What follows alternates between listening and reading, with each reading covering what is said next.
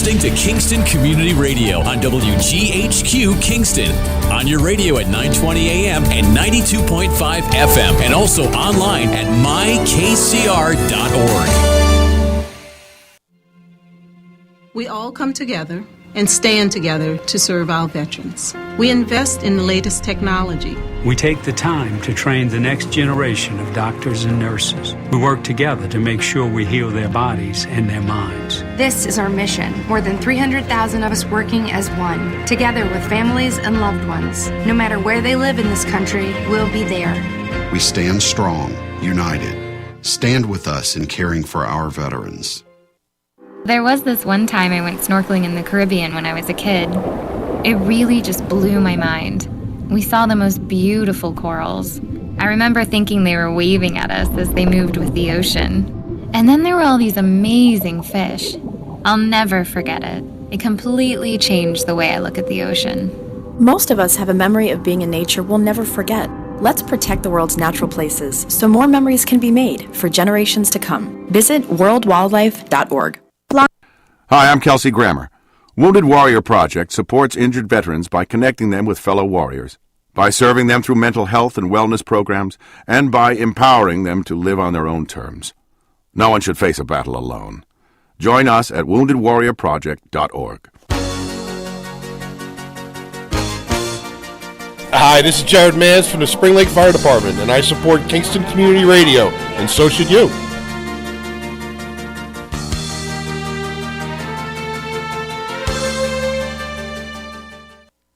This portion of Kingston Community Radio is brought to you by Ulster Savings Bank. Visit their newest branch, conveniently located at the Ulster Commons Plaza in Lake Katrine. Experience the difference that local community banking offers with the convenience of another great location, easy access, plenty of parking, and a 24-hour ATM. Ulster Savings Bank, invested in community, invested in you. Member FDIC. Okay, good morning, Greg. Good morning, Lawrence. Thank you. Good morning, listeners and viewers.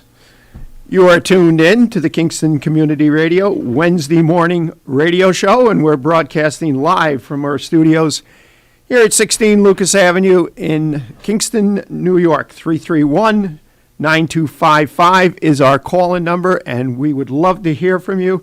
In the studio here with me is Fred Costello, Supervisor, Town of Saugerties. Good morning, Greg. Good morning, Lawrence. So, what did we do? We had one week of winter last week, and is it spring? Because back to spring. You got the shorts back on. Wow. Back to spring. I didn't even see him. Did he slide in with shorts? Must be back to spring. I don't know. I wore pants yesterday. I tell you, he would have had shorts on at the game on Sunday. You would have loved it, Greg. It was 85. And was it 85 yeah, degrees? It was hot, man. Nice. It was actually, the sun was blaring down in my seat. I had to go outside for a minute. Me and Cam were boiling, man. You would have loved it. Yeah, and then at the end of the game, you were even boiling more as a result of it. But you know what? What do we have, 5 games left or 4? Yeah, 5 games left. You know what? At this stage of the game, I hope they lose out so we get a better draft pick. I got one more game I'm going to in 2 weeks. They play Dallas. Yeah. I told my friend Roger and my friend Mike Hart that, and me and Cam are going. The other 2 games we donated the tickets to Boys and Girls Club. Larry Circusano won them. Yes. We gave a couple tickets to Dr. Stanberg, and we donated some other tickets to some other people. But at this point, I'm happy. It's been a long season. We went to 7 games. Enough is enough. Yeah. And at this time of the year, it's better to watch it in your living room anyway. That's what my dad always used to say. Right. Well, there's something to be said for that. Yeah. Well, when they're 4-8. You sit at home and watch them, Yeah. It was the opposite. It's nothing like being down there. Or he used to say, even if they were 8-4, we sit at home anyway, and we wait till they go to the playoffs because we got to rough it out in January. So, because you can't not go to the playoffs. So who we got on tap for today, guys? So, who made the arrangements? Billy Murphy. Let's see. I got it here in the text. So I'm drawing a blank. I know we got Kevin Cahill at 8 o'clock, and then just hold on 1 second so I don't. I knew I didn't eat breakfast for a reason this morning. I knew there was. My clock just automatically. We think we'll have one Monday night. Every second and fourth Wednesday of the month, right? Yeah. Fred, when I texted Joe Sinagra yesterday, were you guys in a meeting together? Or was he in your office? Yeah. Or No, we were together. Thank you for that, by the way. No problem. I appreciate that. Happy to do it. Appreciate it. We're going to be, when's that? A week from Friday, A week right? from Friday, yes. Oh, boy. Yeah, we'll do it. What did you think of Monday night? I thought that, now you talk about a cold game. You're talking about the Bills. Bills, yeah. Did you watch that game, Greg? I was freezing just watching the game in my living room. Yeah. It was definitely. It looked. You see some of the people in the stands. I was like, "Oh my god, man!" It actually reminded me a little bit of the Green Bay Giant game when it was really cold. The playoff game when 10 Coughlin years got ago. the frostbite on his face. Poor guy. Yep. I wish he was still our coach. But I thought that game was. It was obviously cold, but the Bills. The Patriots are the real deal again.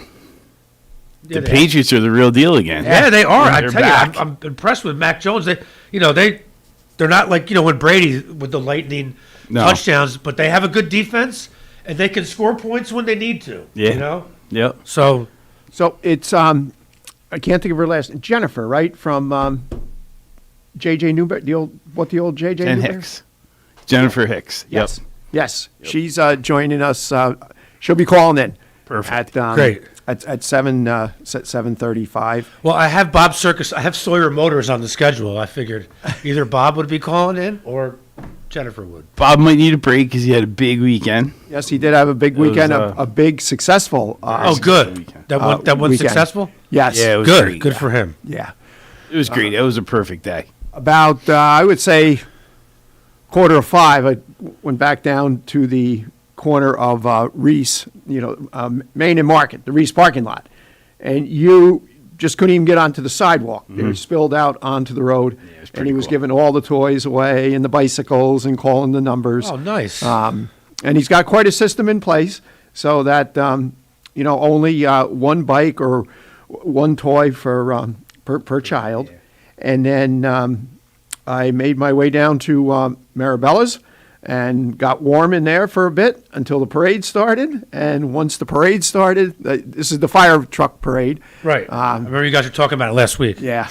And they just went all out. Really did. It's pretty amazing. Yeah. And how was it pretty cold on Sunday or was it? No, it was a nice day. Because when we landed on Monday, I was like, wow. They said, oh, it's 55 in Albany right now. I was like, what? 55? I was like, I don't even need to put my coat on. Mm-hmm. No, it wasn't that bad. A nice day. But, of course, this time of the year, once the sun goes down, once it gets dark. Right, then it becomes cold. And if the wind is blowing, then it becomes drops. really cold. But no, it wasn't that bad of a day. Tonight it's supposed to get down into the upper 20s, so, I mean. Tonight is?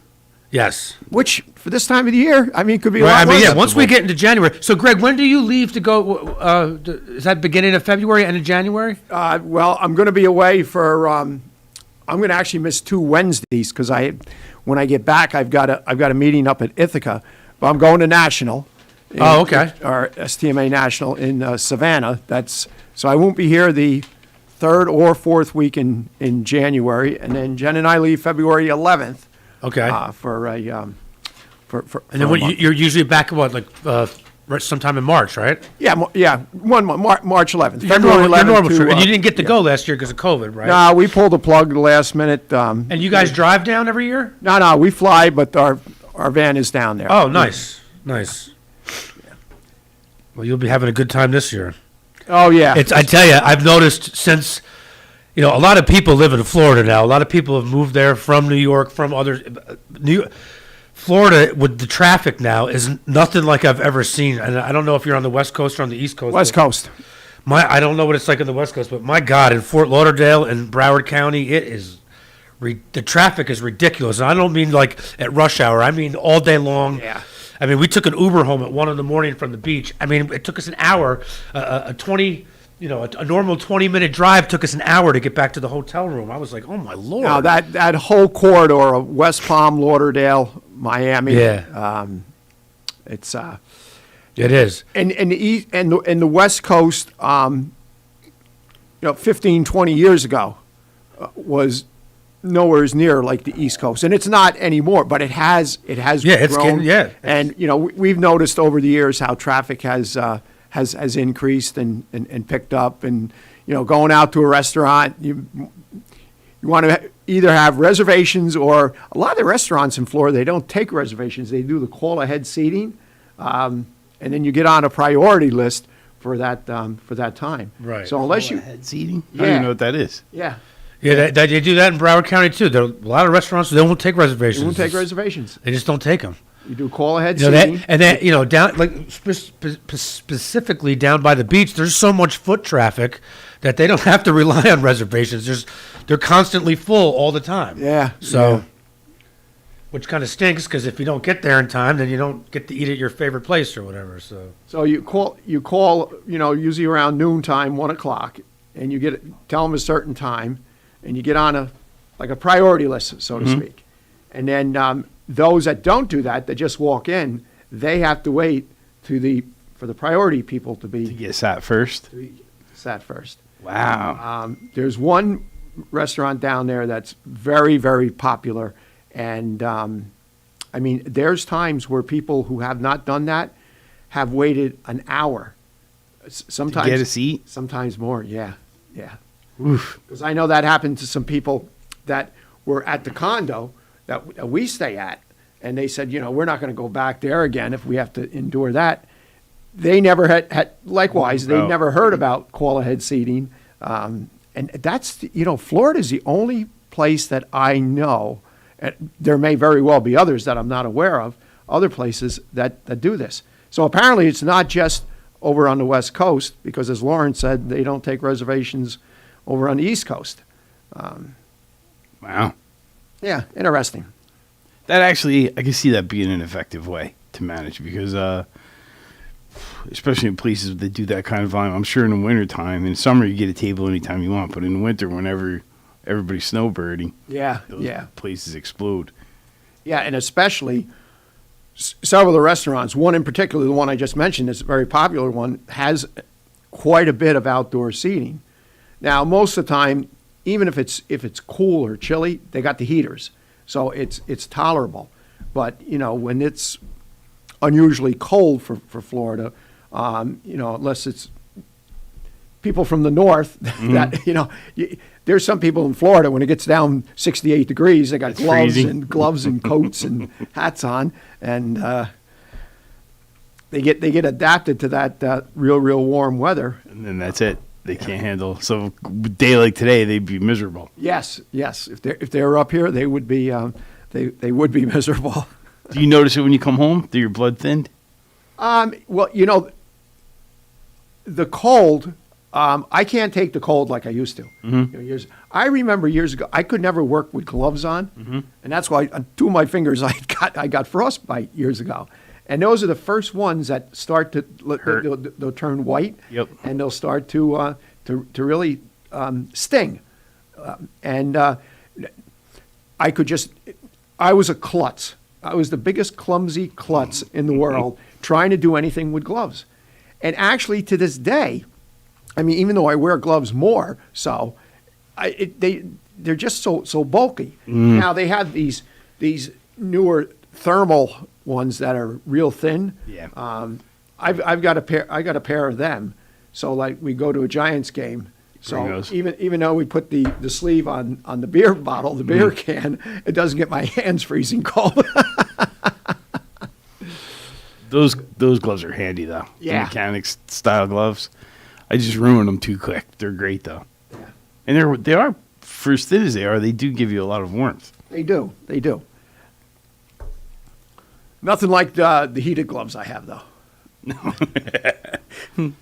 I use those little things. Remember, I still get them. You break them up and you slip them into your gloves. They're like little packages.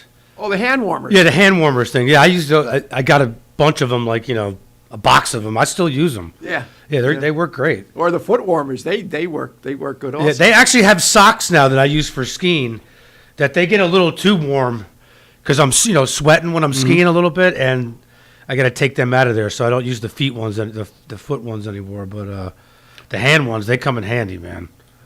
I saw on my niece's birthday, a couple of her friends came in and they had vests that had a little glowy logo button. It's a heater. So the vests were actually insulated and heated, and that's cool. It was pretty cool. and it had adjustable temps. So if you touched I it, like that. it So was if it gets too hot, you blues can turn it off. down. You don't have one of them, and you go to Giant games in November or January Yeah. for the playoffs. That I would- have one of those. Yeah, you have one of those? Yeah, it's not a vest; it's a jacket. It's a full jacket. So your Yeah, sleeves that's are heated great. and Wear the everything. hood. That's what I was just thinking. As he was saying, I'm like, that would be perfect for a Giant game. with a hood. Oh, And with a there's- hood, too. Yeah, low, medium, and high. Yep, I was and really. on high, you get 5 hours of battery life. On medium, you get 8 hours, and low, 10 hours. Right. So if you do go to a game, you're never really inside for more than 3 hours. So if it's really cold, you could keep it on high the whole time. Well, yeah. But then, there's the parking lot also. Oh, yeah, there's the parking lot. And sometimes the parking lot can be worse than inside, because at least inside, a lot of times, you're protected by the wind. Now, I don't know if you were watching the whole game the other night, Fred. During halftime, I was kind of starting to doze off because I was tired. I just, flew that day. And they allow, only in December, for Bills fans, they will roll you over. You have to bring your own firewood, of course, and you can't have a big, huge rager. But you're allowed to have. They bring 55-gallon Bills. The parking. The attendants or whatever. You can have a 55-gallon. The steel drum in the parking lot with you can have a fire going. For your tailgate? Your Really? tailgate. You just have to bring your own wood. They're not going to sell you wood. Yeah. You can't have a big rager and a bonfire. But if you want to stay warm, They'll let you have. the other night, I would imagine there were quite a few fires. Oh, I'm going. sure, yeah. Yeah, because it looked pretty cold. Oh my God, cleaning that up the next day's got to be a disaster. Yeah. Now, do you know, and I couldn't believe this, and this is ridiculous. I don't know, but prior to COVID, my uncle and cousin used to tell me, because they live up in Rochester, that they opened the stadium. So the game was at 8 o'clock on Monday night, or 8:20, whatever. 24 hours before kickoff. People will camp? What?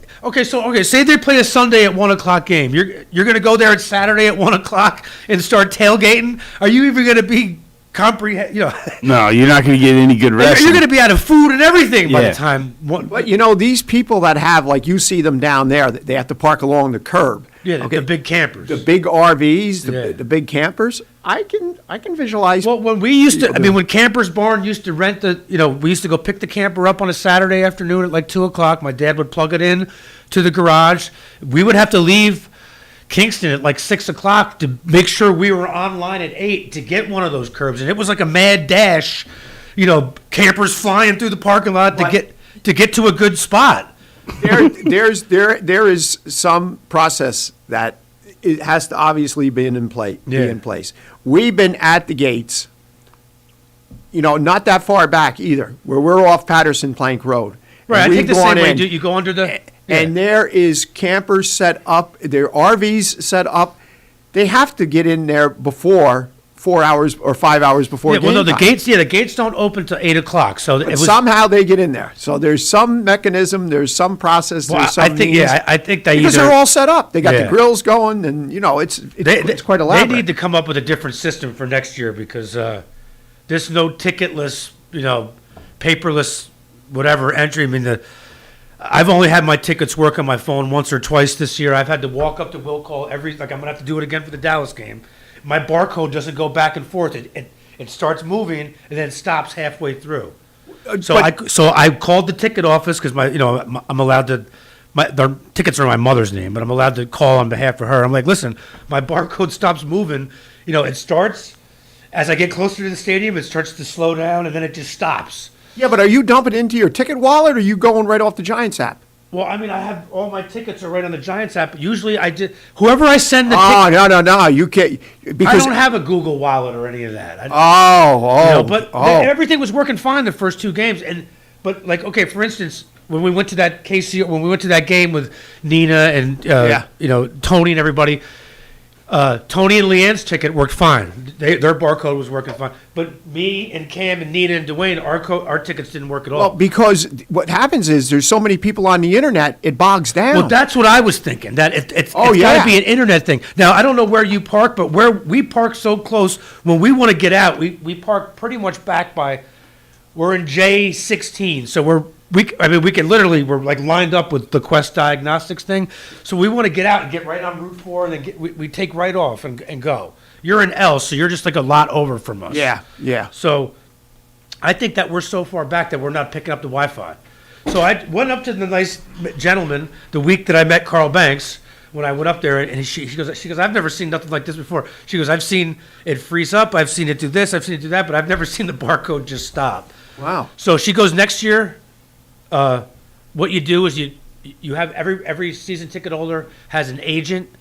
You call your particular agent up, and you just tell them, hey, the barcodes didn't work out for me last year. I prefer paper tickets, and they can't say no. Oh, no fool. Yeah, so you can get paper tickets. And plus, I like to keep them. I've been putting them in a photo album. I know, you said that earlier. Yeah, since I was a little kid. And thank God, though, this year I've gotten the Raider. I've gotten 3 tickets to the game this year, so I'm going to get another one, and it's not a complete bust. But there you go.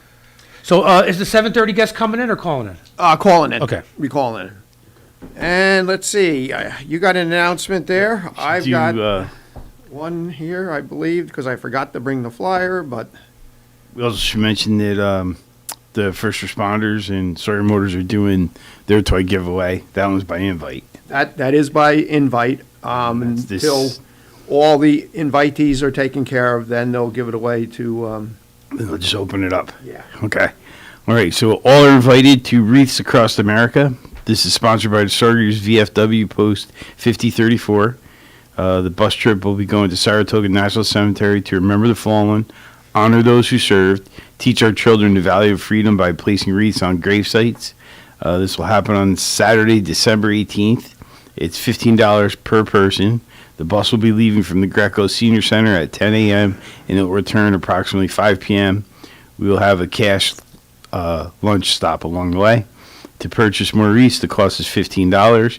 Make your checks payable to VFW Post 5034, P.O. Box 152, Saugerties, New York 12477, or you could contact Bob Howe directly at 845-246-8510.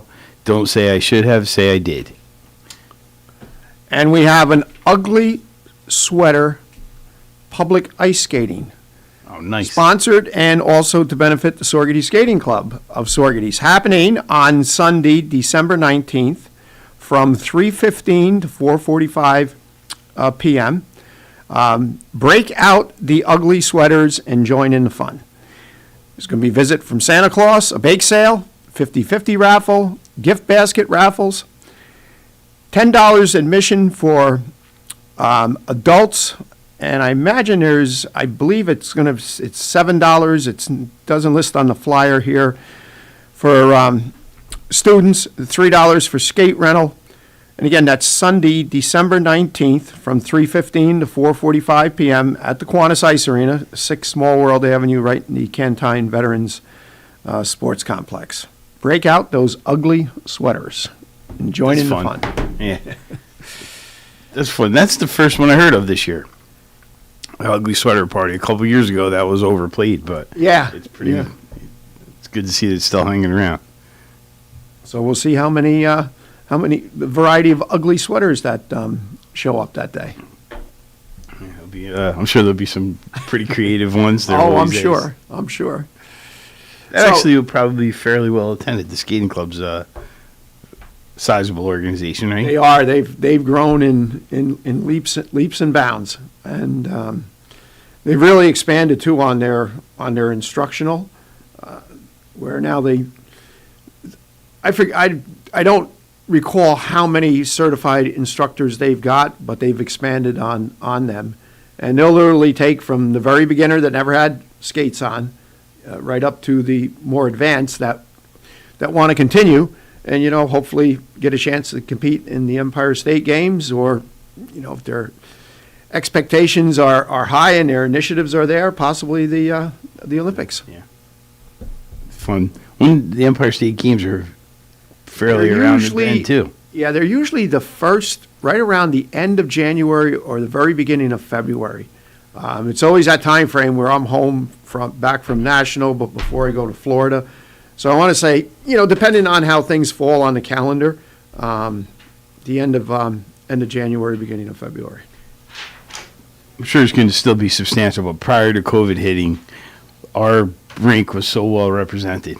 Yeah. We had, young folks and athletes from all ages going up there. It was really, we gave out awards the one night. I think we gave out 80-something awards. Yes. That's pretty impressive. Yeah. You're right. There was 80 some awards, and they have literally every kind of competition from figure skating to ice hockey, speed skating. Ed Montalbano. Ed did, he distinguished himself. He won in the over 50 division, and he was the overall winner, period, amongst all competitors. That's impressive. Yeah, so he got a gold in the general group, and then also in the over 50. But Ed's been a big part of the ice arena. Ed and his wife Amy, very, very big. And Amy still is involved with the skating club, not to the extent that she used to be. Linda Westland now, I believe, is the chair or the president, whatever. But quite a group. Ed used to practice on the Sawyer Kill. Did he? I think he did. For whatever reason, it's sticking in my mind. I saw him out there one day. Well, obviously he's been at it a good deal of his life. Time, yeah. Because he's that good. Mm-hmm. He's that good. So and when you stop to think, somebody over the age of 50, competing with the general group and winning that. That's impressive, yeah. Yeah, that's quite an impressive feat. Because there's nothing like being 20. No. Your body could process you still think you can do what you did at 25 or 35, but no. I found that out with my shoulder. Yes, you get quick reminders on stuff like that. Good stuff. Yes, it is good stuff, and a lot of other stuff going on. With the holidays, and a reminder to, all of our civic organizations and others that are holding events. Send your flyers over to us. You can just email them over to kcr921@gmail.com, and we'd be happy to share your event. It doesn't cost anything. It's a free means of advertising and marketing your event, and we would certainly love to do that. So keep that in mind. Last weekend was extraordinarily busy. Kingston had their snowflakes. We did our holiday in the village, and Rhinebeck had their Sinterklaas. And my understanding is all three events went very, very well. You and I were both at Sargady's, and we could attest that went as good as it ever has. But the feedback I'm getting on the other two was very well attended too. I think what people have endured since a year ago March. Want to get out. They want to get out, and it's some early, and I emphasize early, encouraging news with the new variant that it may not be as severe. One of the World Health Organizations came out yesterday and basically backed up what Dr. Fauci had been saying with it. However, it does spread more easily. So the whole bottom line, get your vaccine. If it's time to be booster, get your booster shot. How did you make out the day you were flying or the day before? I made out fine. I felt a little, I had an 11:30 or whatever appointment it was. I couldn't believe, I didn't realize that they didn't open till 11. So the line was backed up almost to where the old J.C. Penney used to be. I saw 3 or 4 people online that I knew. Trisha Boughton was online, a few other people that I knew. And, but everything was fine. I felt a little nauseous by the time I was getting off 209, but I took it, so I knew I was going to be taking lunch afterwards. I came home, and I laid down on the couch, and I was out for like an hour and a half. But it just knocked me out for like an hour and a half. But I woke up, I felt great. But you know what? Really, I'm still mind boggled by it. And me and Cam were talking about this when we were in the airport over the weekend when we had a layover. I could not believe how many people were there to get their first shot. Like, I was on the booster line, like they had J&J, Moderna, Pfizer. Yeah. There was booster lines, and then there was the first dose, the first dose line was like backed all the way out to the front. The booster people, they're like, Pfizer. The particular day that I went, Johnson & Johnson only had 2 people giving Johnson & Johnson shots. So that was going a little show. Pfizer had 13 or 14 people. Moderna had 6. But I couldn't believe how many people were there just getting their. I mean, the lady that was sitting in front of me, she's like, "What are these people been sleeping for the last 2 years? Like, how do you?" I mean, I know it's everyone's choice. I'm not passing judgment or. But that's good to see. I was just shocked. It's good to see that they're out doing it now. It's good to see that so many people, and obviously you look at the numbers, you hear the numbers of people now that are getting vaccinated and where the percentage is going up. New York State. I mean, we're right around 90% of 92%. 92% with at least one shot. Yeah. Now look at Florida, where 38% of the state is vaccinated. And 38. That's it. That's it. 38%. Well, they're all trumpeteers, dude. I mean, not all of them, but most of them won't get the shot. And they have I know a few of my friends won't get it. They have. But you also listen to the numbers of now how many people, well over 1,000, are dying a day. And that's up like 57%. I think that's what's motivating those folks to go, though. You know what a loved one that gets sick. Well, yeah, somebody in your family gets sick. Yeah. And there was I think Jersey, where the father and the child was too young to get vaccinated. Both got sick from COVID. I don't know which variant that they had. The rest of the family got it, were vaccinated, had no symptoms. Those two ended up in the hospital, both on breathing apparatus. Wow. So, I mean, if that doesn't send a message, I don't know what does. We are past the bottom of the hour. So time for a quick break, and then we'll be back with Jen Hicks in a few. You're listening to Kingston Community Radio on WGHQ Kingston. On your radio at 920 AM and 92.5 FM, and also online at mykcr.org. Have you ever experienced a wish come true?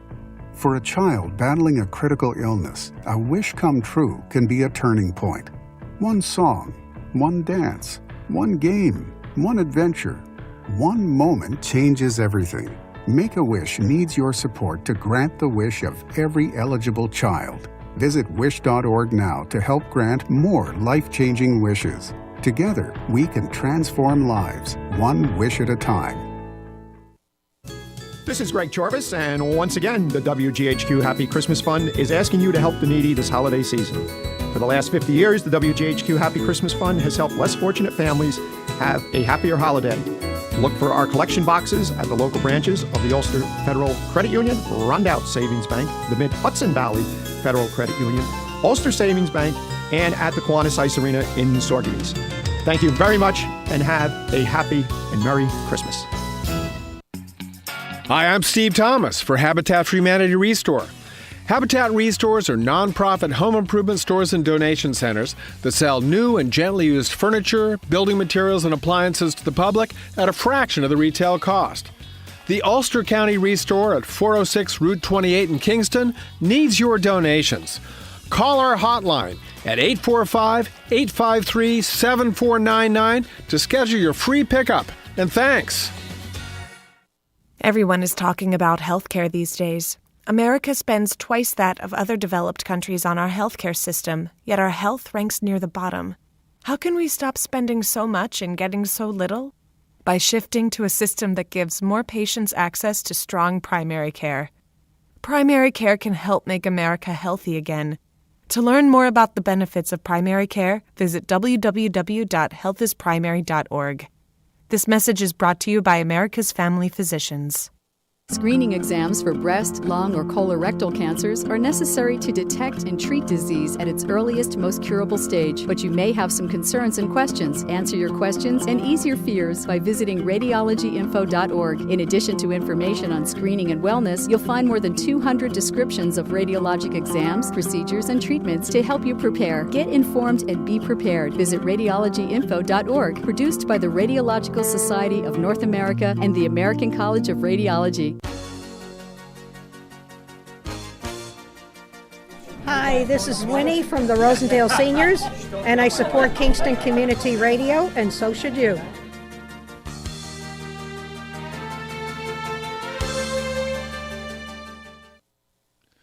This portion of Kingston Community Radio has been brought to you by the First Savings Bank in Ulster County that still remains local to this day. Ulster Savings Bank, a community bank that's invested in local business, invested in community, invested in you. Ulster Savings Bank, your one-stop resource for everything local. Locations throughout the Hudson Valley and online at ulstersavings.com. Member FDIC.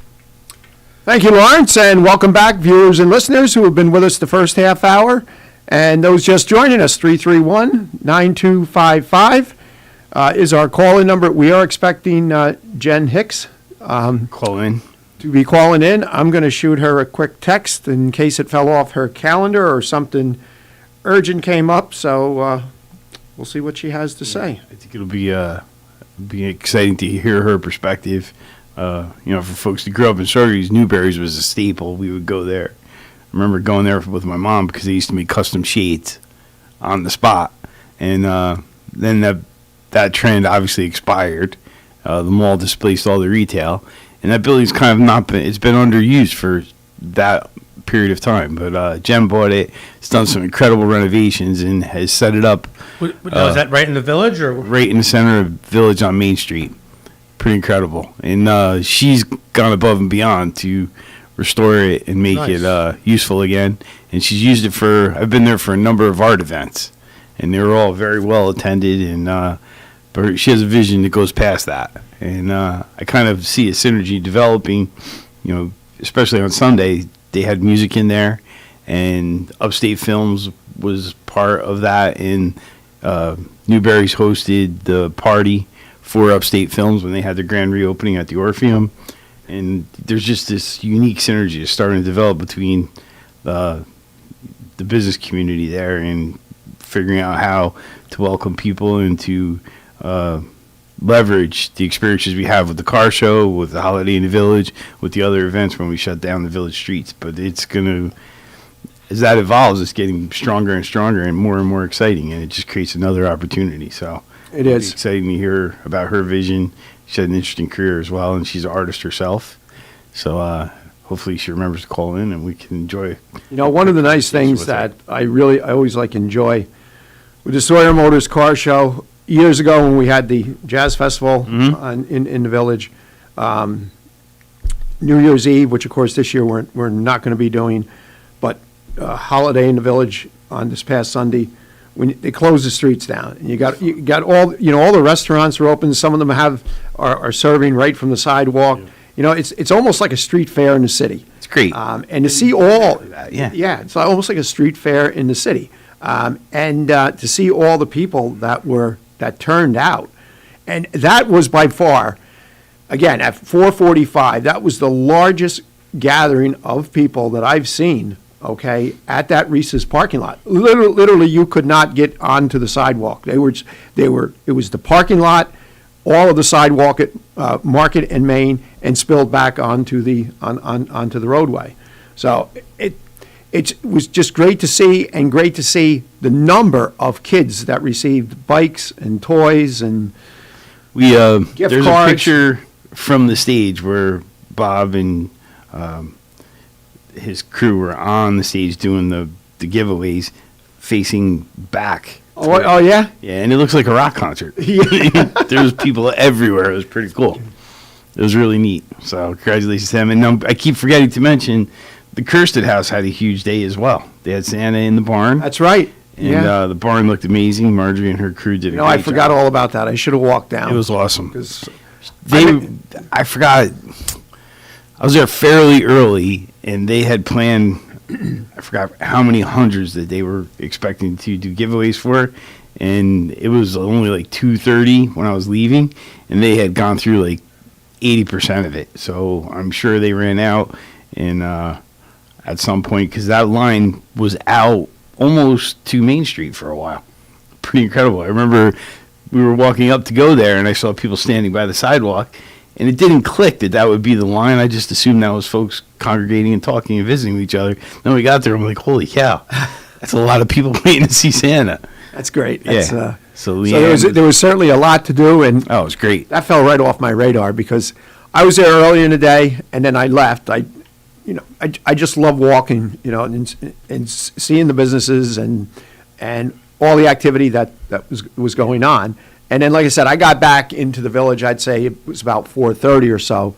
And it was 20 of 5, quarter of 5 when I was at Wreaths, and it just... it was amazing. It was. Super fun. And then, like you said, Jen had music going in the old Newberries, and she's done a fabulous job with that building. She really did. Something must have came up, or it slipped off her radar, and I haven't received a text back from her. For you especially, Post Street has become a destination in itself.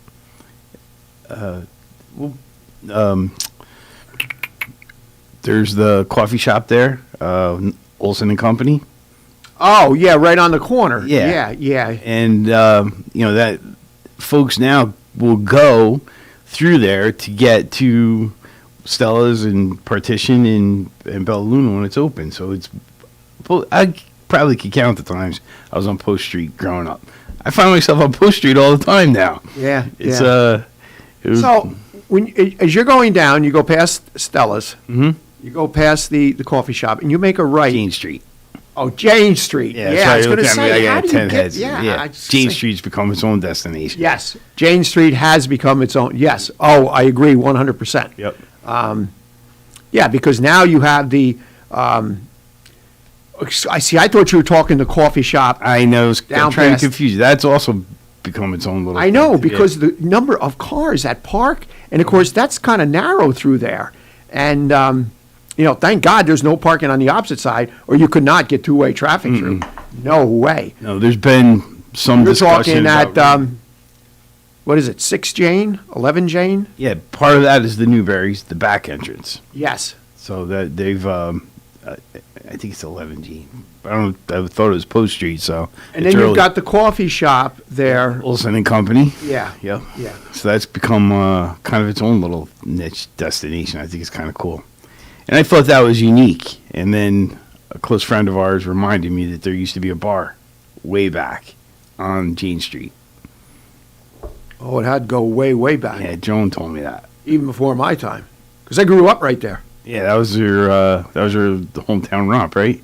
Yeah. Yeah, kind of neat. It's probably gratifying to see it change. So it must have been in that same building, that brick building. I think I'm going to ask Joan again because she told me about that and it floored me because I was like, really? And but it was quite a while ago, and she had a solid memory of it, and I trust her memory. She's a walking history book. Yeah, and she could tell some really great stories. I know Joan used to listen to us. I don't know if she's welcome to call in and share. Yeah, I don't know if she still does, but yes, if there's, I remember, I haven't in the recent past, but if there was anything I needed to know, it's Jimmy Gage, it's her. A select few. Carl Lizette before he passed away. Carl Sr. I don't want anybody to think Carl Jr. But I used to love listening to Carl Lizette Sr. talk about the old mountain house and the rail trail up the mountain. Up by Poundville? Yeah. And every year I say in the springtime, I'm gonna do it one more time. Yeah. I'm gonna walk it. Okay. This time though, because I'm gonna go up from the top, walk down, and then attempt to walk back. We'll see what happens. See how it goes. That's a pretty steep. Steep hike going up. Yeah. I haven't done that in 25, 30 years probably. That's probably how long ago since I did it. We did it when we had one of those special holidays from school kind of thing, and we walked up to the lake that way. And both Carl and Keith Roberts, who's also passed on. I don't remember him. Keith lived in Palinville. Okay.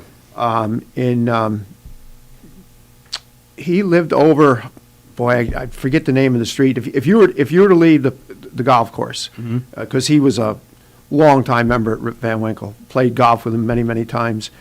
As you leave Rip Van Winkle and go down to the light, you've got that horseshoe turn to start taking you back to Sorgety's. Yep. And then you've got the Palinville Fire Company. Right there, that roadway that goes off at an angle, you'd go in there, make a left, and he was right down there. Wow. So the night that the mountain house burned, he went over to the golf club, and he had just some awesome pictures. And to see the magnitude, extent of that fire from that kind of a distance, what it must have been like to be right there. Imagine. But he had some awesome pictures. I remember Carl had just a whole binder of pictures when the Mountain House was in its heyday. And I love that kind of stuff. But it's pretty neat. I love history, it's pretty neat. Period. When we got talking about the history and some of the shops and the young lady called in with, we couldn't think of one of the businesses. Yeah. And then she mentioned the Chinese joint. Boy, that brought back some good memories too. Yeah. It's really. And I got to laugh at it. Got to laugh at everyone when I told them. I remember, no tiki, no washi, and that's that was it. I was right there on the front entrance, and I can remember the owner, how many times he would say that. I was real young at the time. Speaking of fires, just jumping off the subject here, how absurd and the gall. I don't know what other words I can use, especially being on the radio here. Did you hear about the individual last night, shortly after midnight, that lit the tree on fire at the Avenue of the Americas, where Fox News broadcasts from? No, I did and a not. lot of the New York Post is operated out of. No. You talk about a roaring fire. Lit the Christmas tree on fire? Yeah. What happened? Someone lit a Christmas tree on fire? Down in the city. It was about 12:15. I caught it on the news this morning. In the middle of the day? No, at night. Oh, after at night. Midnight, shortly after midnight. And he supposedly climbed a tree and lit it like a quarter of the way up or halfway up. It's a wonder he didn't get burned or killed. And, I don't know if he used any kind of an accelerant, but it was one heck of a roaring fire. Anybody get hurt? Hopefully nobody got hurt. Security was able to come out, and of course, once the fire started, there was an instant police presence. Yeah, and it probably took off like that because of the. But no, they apprehended him. They apprehended him right there as he's coming out of the tree because But security. Unfortunately, with New York's stupid bail laws, he was probably released a ticket. But you stop and think. Somebody could have got seriously hurt, and those flames. And there must have been quite a breeze blowing. And how big of a tree are we talking about? Oh, boy. That was 20 feet? Oh, higher than that. Wow. Oh, yeah. Yeah, I wouldn't be a bit surprised it was close to 40. At least 30. That's a huge tree. That's like Rockefeller Center size tree, right? When you see a Christmas tree burn, it's extraordinary. They get hot. They burn like a tank of gas. Yeah, they go up quick. They go up quick. Once those resins start flowing, they get really hot really fast. Yeah. So no one got hurt. No one got hurt. That was the thing. Perfect. And they must have taken tons of greens because after where it had burned completely, there was a metal frame. Unless the metal frame, but no. Like the one they have up in Kingston, like the one they have for the Snowflake Festival of Time. It's a frame of a Christmas tree, and they put like the stuff around it. Yeah, to make it look like a tree. Yeah, but it's not really a tree. Right. So, but it's wrapped with the live greens. Right, with the live greens. Right. Yeah. Right. So it smells and looks exactly like one. You would never know. I had no idea until 2 years ago, prior to COVID, that the tree uptown that they put on North Front Street, I was like, why do they get that perfect tree every year? And Cam's like, that is a metal statue that they wrap with, garland or whatever. Make I was it like, get out of here. But, can you just imagine, especially this time of the year, what would possess an individual? But then again, nothing surprises me anymore. Yeah, right. But when I saw that this morning, and again, I just have to question if possibly some kind of an accelerant was used because it was roaring. Usually a spruce tree or a pine tree or a hemlock tree, even if they're like live in the ground, you light a branch of that on fire and the rest of the tree is going to go with it. So, I mean, that's, the forest fires that you see out in Colorado, Alaska, Oregon, all California, whatever, that's pretty much spruce, stuff like that. And that's those kind of trees with those. But you're right. I mean, I know building a campfire like at night. You throw a limb of a pine or a spruce in, and you're gonna get some heat. Yeah, I usually do that when we go camping to keep the bugs away. I'll take a limb of some pine or spruce, throw it in there, it creates all that smoke, and then the mosquitoes are gone. At least for, smart. I never heard of that. For That's 5 or 10 minutes. Yeah. They're not gone forever. So I guess. Lawrence, you're right about that. And actually, I don't remember what particular species it is. I think they're cedars that make up the mountains by Newburgh and all that ridge there. Well, that's why they say birch trees are good to have in a forest, because or what is it? Yeah, because no, birch trees will light even if they're wet. That's wrong. Well, those trees are designed to burn, and actually their seeds won't germinate unless they burn. They have to burn once to make the seed viable. Off a cedar tree? Yeah, I can't remember exactly which tree it is, but the trees on the ridge, the Schwangunk Ridge, those trees, if you just take that seed and plant it won't grow. But if you burn it and plant it will grow. Yeah, it will. So those forests are designed, they've evolved to burn every so often. And we see it, a year or 2 years ago, the hill on the Beacon side Right, burned. to do a controlled burn. Well, it caught fire and it burned, and it took the firemen a pretty substantial effort to get it under control. But that forest. I can never understand. Now, this probably makes sense. Where it seemed almost every year when I was driving Patricia Smith's car down to Florida for her, you would go through the Carolinas, Georgia, and you had these smoke advisory signs and control burn. Yep. Where they would periodically burn these trees, and then the next year you could buy and you wouldn't even notice that it was charred. Now, obviously, the growth of the trees and the vegetation was much less, but it must get to a certain point where they do these. Now, I don't know if they still do it because it's been quite a while. I think that's a real thing. I think the trees, the forest canopy actually hosts the habitat that all the animals and other plants rely upon. But when it gets too thick, you kind of get these dead areas underneath. And in mature wooded areas, you see that. There's not a whole lot happening. But those immature ones where the sunlight can make it through the canopy and the life is way more vibrant. Yeah. You'll see, See, and I always thought that maybe because the hurricane went through and it took down a bunch of trees or what. But now that you said that, kind of makes, that's probably what the primary purpose of it was. I imagine there's something deeper to it that we don't understand because, here, our ecosystems are clearly not as complex as some of the ones in warmer climates. But those forests depend on an occasional forest fire to rejuvenate. Yeah. Pretty amazing. So. And we have our state assemblyman, Kevin Cahill, that just came in the door with... I'm leaving early, so I came in early. All right. Leaving early? Okay. So you came in early. We came in like Christmas, so we're in pretty good shape here right now. Yeah. Got the red sweater on, and my mouth is already full. Boy, it doesn't take you long to dive I'm hungry. So. Listen, I took this one pastry. Colleen just made them. They're all fresh and hot. Everything is delicious. That muffin. Who got the muffin? Feel that? It's still warm. So she threw in an extra one because the blueberry muffin crumbled, and that's sitting in my car. But I didn't know they had the raspberry crumb cake, so that's coming in my car too. Perfect.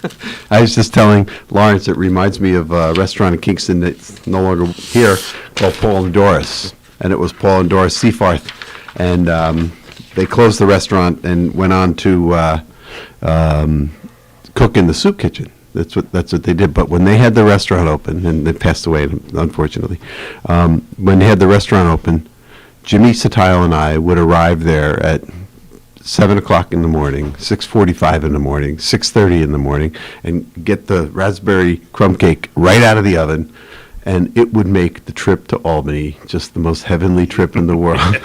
I am pretty certain that for every pound of cake, there were 2 pounds of butter, 5 pounds of raspberry, and 10 pounds of crumbs. Yum. You're riding up and you go, this is from heaven, this food. And like I used to tease Paul all the time. I said, when are you going to give me the recipe? When are you going to give me the recipe? He said, you can have the recipe anytime, but you'll never be able to make it. It's one of those. There's a lot of feeling. One of those, yeah. Kind of reminds me of, again, growing up in the village. the corner bakery at Jane. We were just talking about Jane Street. Jane and Petition. The crumb cake that they used to make there. Well, let me Of just course, Lockman's with their glazed donuts. Lockman's, yeah. Let me just urge anybody who is within the sound of my voice to get in their car. And Colleen doesn't officially open for another 5 minutes, so I think about half the crumb cake is left even before she's open. But get up there and get a piece of it. Oh, so you have special privileges to go in the back door, huh? Well, I call in the morning, and she's still cooking. I actually just walked past the place, and I was going to go into Party's Insurance to get breakfast because their lights were on and Colleen's were not, and Market Basket was not. So she saw me, Kevin, I'm open. I just so she's usually there for deliveries. And actually, when I was leaving, the Boar's Head guy was there coming in. And I'm surprised though, an establishment, especially does like the baked goods and the breakfast sandwiches, they don't open earlier. Well, it's not like the chains where they have 15 people behind the grills and 2 people behind the counters and another one wiping it down. They have a Colleen and usually 1 or 2 other young women there, and that's it. So she gets there early, starts to cook and bake, especially, and then the customers start streaming in. Usually, until COVID hit, there was a group of people who would have reminded you of, that gallery on the Muppets, the 2 guys that sit up in the box. Mm-hmm. Well, they were there. Mm-hmm. Only there were 4 of them. And they're all friends of mine. And they would sit there in the morning and they would solve some problems. They would solve the problems of the world. Jimmy and Nasser and Kevin and a few other people would sit there and they would just solve the problems of the world. And as soon as one made a pronouncement, it was like 5, 4, 3, 2, 1, pounce. The rest of the guys jump right on him. So it was always a pleasure to see. Really, really, Wayne was another one. They would go there and just, it was so fun to go in there and just talk to them. Just maybe sometimes just lob a little concept in there and just see what happens to it. Just stir the pot a little just bit. Just stir the pot, yeah. So there's a few spots like that in Sweargreaves, but the one that sticks in my mind for some reason when I was younger, the Stewart shop that has closed and now became a delivery pizza place. They used to have a clutch like that. Yeah. And every morning you'd have 5 or 6 folks there, and they would be solving problems and. I had to drive. Well, that now is all moved to Lox of Bagels, right? It's not the same, though. Not the same. I used to, for a short period of time, my significant other had a broken ankle, and I was driving her to work, and she worked in Westchester. So I would drive her in the morning, and then it was like crazy to think about driving home and driving back in the afternoon to pick her up. So I would just bring my computer and go to McDonald's and use their Wi-Fi, and I would sit there either in the parking lot for half the time because I felt guilty just sipping on a cup of coffee for 2 hours. But I would sometimes go inside, and there was that coffee clutch there. And I used to take my grandchildren to McDonald's in Kingston, and they had it there. So they're everywhere. I think every place. You go in the Quick Check. There's a 8:30 in the morning. So maybe if any of those guys are listening, they'll round up the old gang and get back there. It was fun. They haven't been back since COVID together, but I'm hoping that they get there. So. Minus some of the profanity, if we throw a mic in the middle of that, that'd be a damn good radio show. Oh, you're not kidding. Oh, well, actually, this show used to be at Dicing's. And we would walk into Dicing's, and Frank Meyer and Flo Hyatt would be holding court, and guests would come in, and sometimes they would have school kids come in and sing, and it was just a very festive atmosphere. But it really did feel like that. And used to be when Walter and Ray and Greg and Jeremy would come on. They were that kind of group, They were the kind of group that were so different from each other, but at the same time, they had a commonality and they enjoyed each other's company. And it used to be like, sometimes I could just sit here and watch the 4 of them go at each other, It didn't hurt that Jeremy had that theatrical training and he was good at it. Jeremy was the quiet sort of sit back, wait for the moment, and then say something profound, right? Mm-hmm. And whereas Ray would bring you his country Midwestern wisdom, right? Mm-hmm. and I won't say it about Greg, but he brought his trademark grumpiness to the microphone. The first time I ever got invited to be a guest on the show, they were doing it from Dicing's, and Flo Hyatt is the one that actually invited me. And I remember Orville Norman there, and then you mentioned the other person. Frank Meyer. Frank Meyer. And that day there, it must have been near the holidays, because they brought a group in, I want to say from one of the Catholic schools, children in. Yes. From one of the Catholic schools, and it was quite nice. Yeah. So we're at the top of the hour. We're going to take a quick break, and then we'll be back. You're listening to Kingston Community Radio on WGHQ Kingston. On your radio at 920 AM and 92.5 FM, and also online at mykcr.org. We all come together and stand together to serve our veterans. We invest in the latest technology. We take the time to train the next generation of doctors and nurses. We work together to make sure we heal their bodies and their minds. This is our mission. More than 300,000 of us working as one, together with families and loved ones. No matter where they live in this country, we'll be there. We stand strong, united. Stand with us in caring for our veterans. There was this one time I went snorkeling in the Caribbean when I was a kid. It really just blew my mind. We saw the most beautiful corals. I remember thinking they were waving at us as they moved with the ocean. And then there were all these amazing fish. I'll never forget it. It completely changed the way I look at the ocean. Most of us have a memory of being in nature we'll never forget. Let's protect the world's natural places so more memories can be made for generations to come. Visit worldwildlife.org. Long ago, you wouldn't think of galloping on a horse while doing calligraphy, and you wouldn't have attempted to ride your bike while typing a letter. Yet you think you can safely operate a multi-ton vehicle while texting? Behind the wheel is no place to multitask. If you want to BRB, drive now and text later. Lives depend on it. Visit StopTextStopWrecks.org, a message brought to you by the National Highway Traffic Safety Administration, Project Yellow Light, Noise, and the Ad Council. Hi, I'm Kelsey Grammer.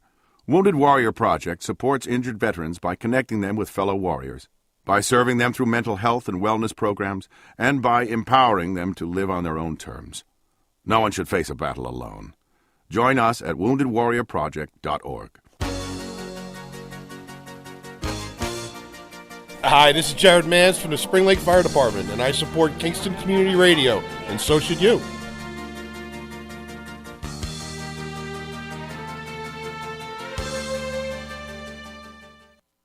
This portion of Kingston Community Radio is brought to you by Ulster Savings Bank. Visit their newest branch, conveniently located at the Ulster Commons Plaza in Lake Katrine. Experience the difference that local community banking offers with the convenience of another great location, easy access, plenty of parking, and a 24-hour ATM. Ulster Savings Bank, invested in community, invested in you. Member FDIC. Thank you, Lawrence, and welcome back, viewers and listeners who have been with us for the first hour. Those just joining us, welcome. 331-9255 is our call-in number. We'd love to hear from you. In the studio is State Assemblyman Kevin Cahill, along with Town Supervisor from Saugerties, Fred Costello. Good morning. Good morning again. Good morning, Gentlemen, Kevin. and happy birthday to all those people who didn't send in and therefore are not eligible. That's right. Thank you, Kevin. That's right. We had no birthdays we today, have right? no birthdays. Today I'll do the birthdays. You're like Hugh Reynolds. He won't do them either. And well, you know why? Because it's like as a politician, you go into like a church supper and they say, we're going to have the assemblyman pull the raffle. And I was like, no, there are 200 people in this room and 199 of you are going to lose. And only one of you are going to win. Right. I don't want to be the one pulling that. I'm sure there was quite a few that are celebrating birthdays today, but unfortunately nobody submitted any names. My brother Brian had his birthday on the 30th. So did my mom. Happy birthday to your mom, and happy birthday to my brother. I'm sure my brother is much older. I think I'm trying to think how old Brian turned. I think Brian turned 80. He turned 80. No, Brian turned 63. But they're actually. Are you going to pretend? I mean to interrupt, but they're going to do an announcement today at Tech City, right? Yes, they are. I can't be there because I'm in school. I'm a lawyer, and every year I have to do continuing legal education program, and that program happens to be today, and I can't leave because it's mandatory that you do full attendance. But I will have representatives there, and I was having a discussion with somebody about this. They were complaining that one of the local reporters, was very skeptical about what's going on in Tech City. And they say, well, yeah, we've heard this before. We've been to this parade, and it never seems to get off the ground, right? And I said, everybody has a right to be skeptical. Since 1994, this time of year, 1994 was when, 93 when IBM closed, or announced their closure. And there's a reason to be skeptical. There has been promise after promise after promise about what was going to happen there, and not all of them were foolish promises or malicious promises. They were promises that were expecting wonderful things to happen, but the pieces were never put in place. This time, I think Pat Ryan and the county legislature have really put the pieces in place, and of course the folks in the town of Ulster. I think the pieces are really in place for this to work. The proposed developer is someone who has a remarkable track record of success and a real business plan to make it work. So what will become of Tech City? I guess we'll know more after 11 o'clock today. But I think this is the real deal this time, and I don't generally jump ahead of the actual event. One of the things I suggested to my friends who were doing it, I said, we're doing this with a couple of other projects.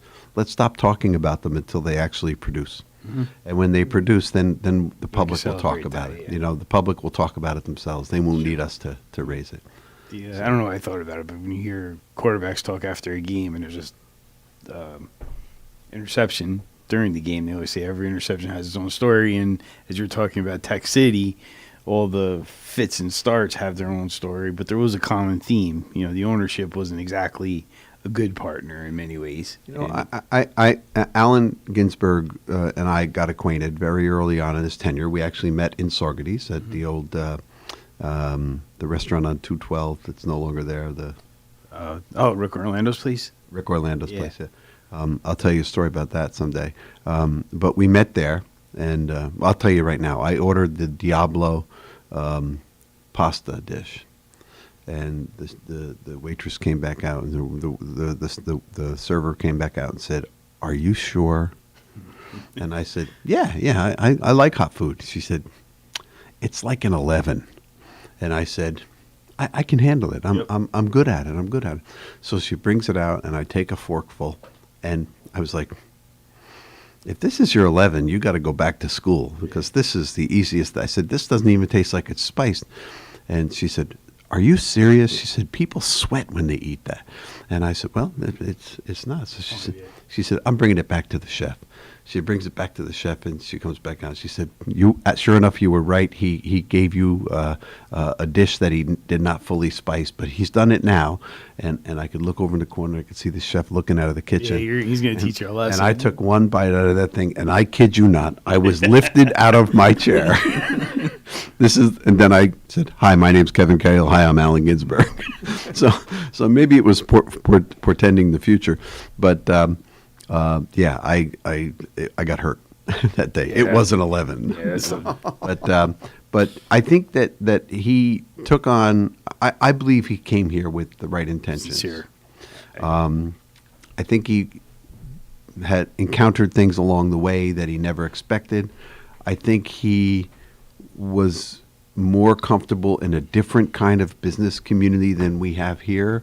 I think he probably was very successful in some of the more urban environments, some of the more fast-moving sort of transactional places. We're a community. We operate differently. And I don't know that he was ever comfortable in that community. I will say this, that I talked to him over the course of many years. Each time there was a possibility of something happening, and he shared in the optimism. But yeah, it was kind of a thing where you would say, well, is Allen going to let this go across the finish line? Something's going to come up. And it's entirely possible that because he had never done a project like this before, few people have, the individual who's coming in now, the group that's coming in now has, that he was not able to put all the pieces together. Listen, I wish him well. He was in the community for a long time. He provided an opportunity for kids to learn soccer in his on his facilities. He housed a number of hundreds and hundreds of temporary jobs every year at the Bank of America. He kept the clock building standing for a long time, and he's not around. He can do no harm. So he's gone, and the new developers are coming in, and when they do, I think there's going to be some really, really good news. And I think that the 25 or so years, or going on almost 30 years, that we've been looking at that site wondering what's going to happen. I think the wondering will stop, and we'll start to see a diverse use for this very large and I still think valuable property. I agree. So yeah, I definitely agree it's valuable. I mean, the infrastructure that supports that property alone, if you're starting with a clean sheet of land to develop and you had to install all of that infrastructure, you're talking tens of millions of dollars out of the gate, and that's all in place there. And so we're the railroad siding, the water system, the power that goes out there, those things are all still very important.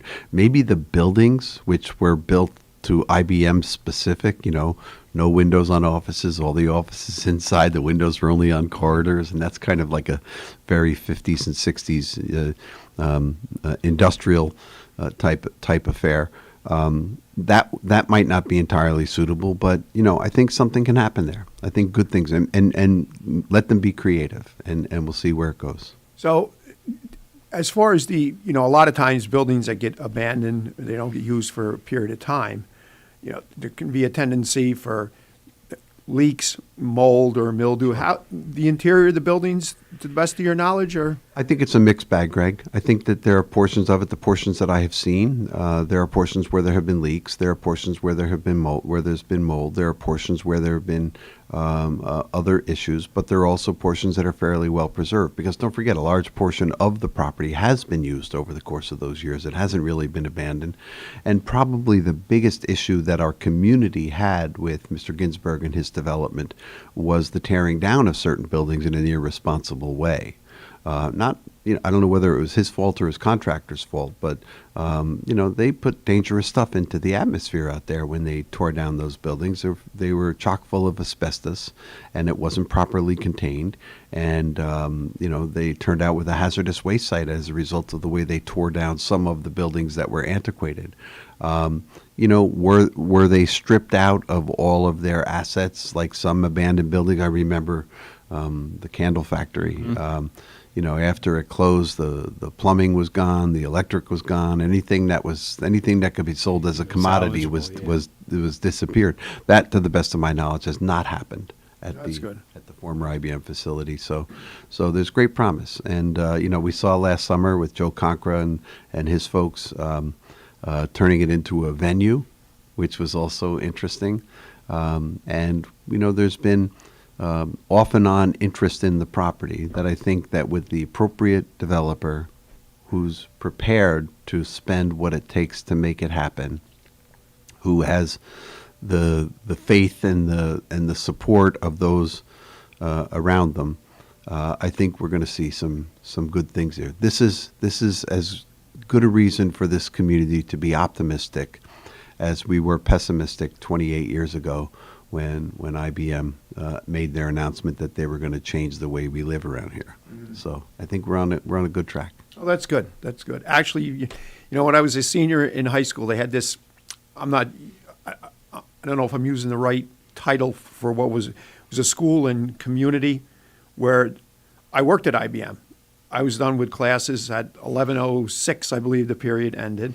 And Mike Summers, who was my guidance counselor, was instrumental. And I worked there when I was going senior in high school and also going to Ulster. And I remember those, there were no windows at all. So, somebody said, oh, boy, it's snowing quite bad out, Oh, it is? You have to run to the corridor. You're right. There are no windows. Like the casinos in Vegas, right? They don't really want you to know what's going on in the rest of the world. But when I was growing up, of course, I grew up in Kingston at the height of IBM, as not the real numbers height, because that was right before they closed, where they had 8,000 or 9,000 people working there, but the steady 5,000, 6,000, 7,000 people that were working there.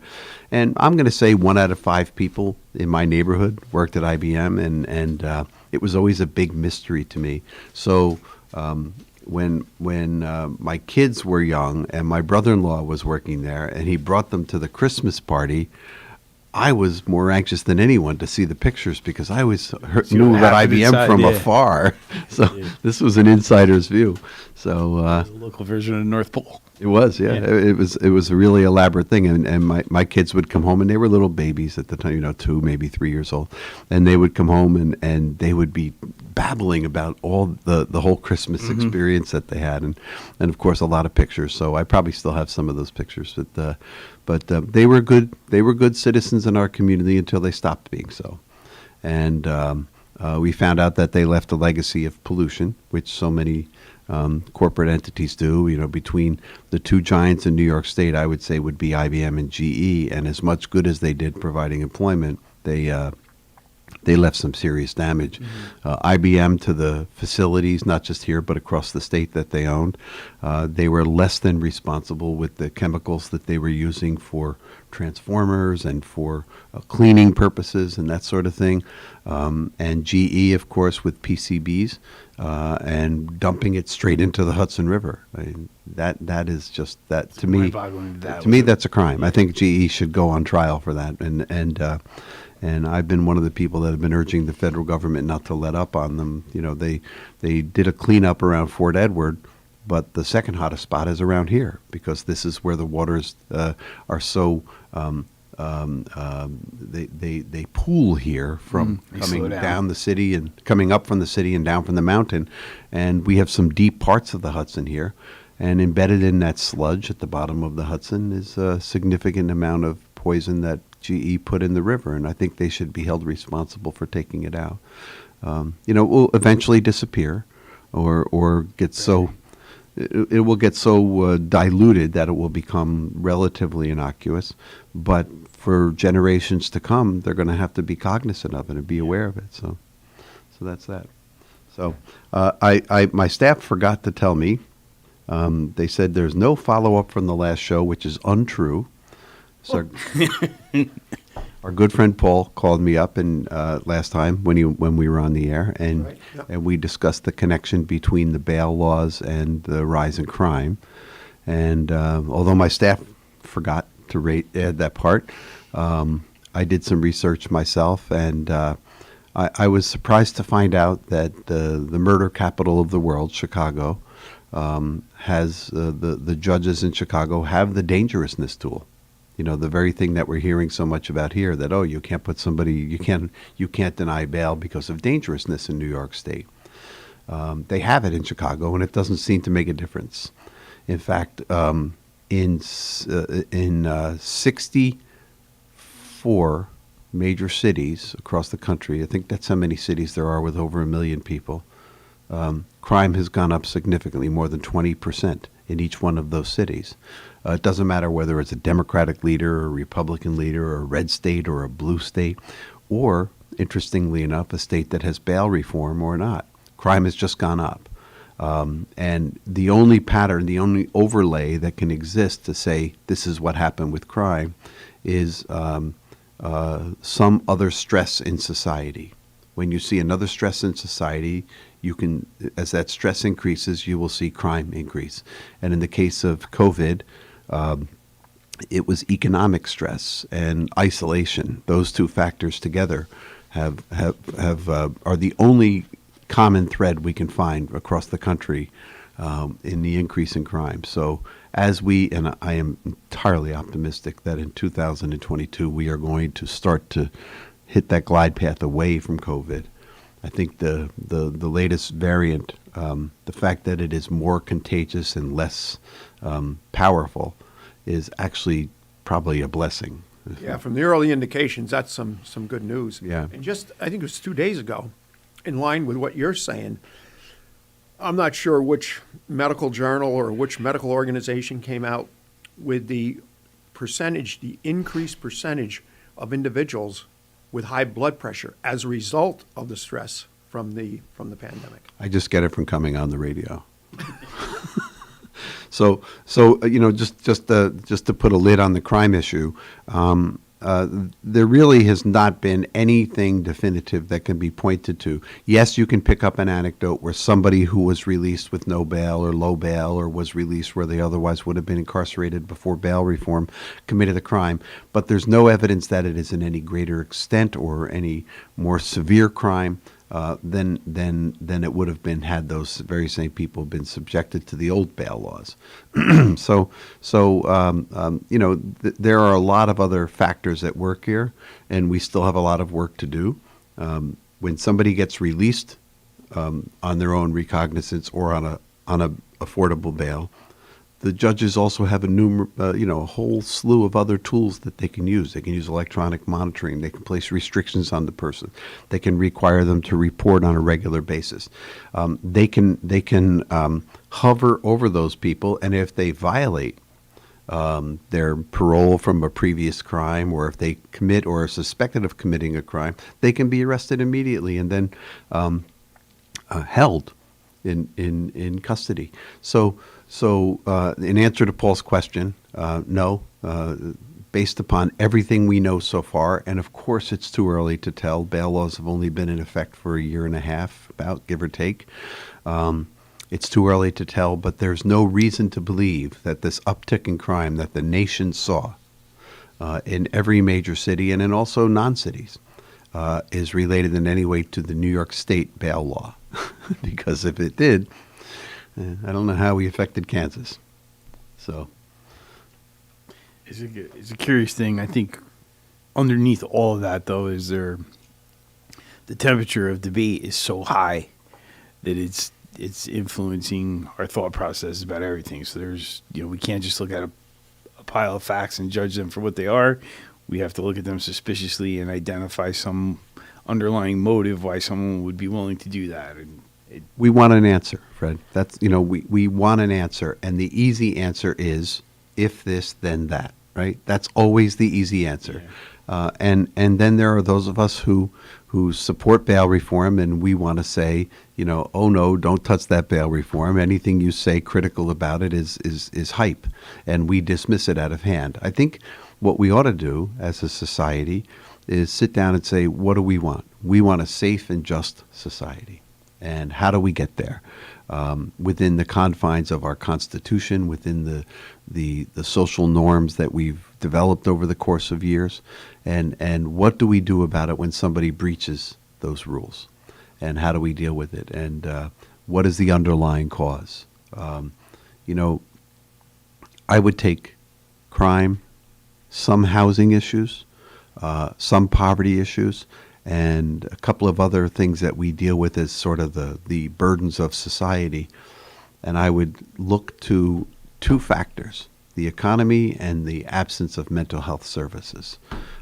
If we improve mental health services and access to those services, if we did something to assure that even those who are impoverished are not put at risk for their life, safety, and health, I think we would have a better society. And I think that, not a handout, but a safety net underneath folks to make sure that they can be taken care of. And, this is the time of year where WGHQ and KCR become famous for reaching out to the community and helping others. And charity is not just something that we do charitably. It's something from our heart where we try to think about everybody else in society. And if no matter what your religious affiliation or your belief in the religious aspects of this season, this is the time of year where all of us start to think about the community again, and we start to think about others who are more in need. So let's keep that in mind too. Mm-hmm. And that's been very, very evident, not just with KCR, but other events that Fred and I had talked about earlier, that just this past weekend that happened in Saugerties, Woodstock, Rhinebeck.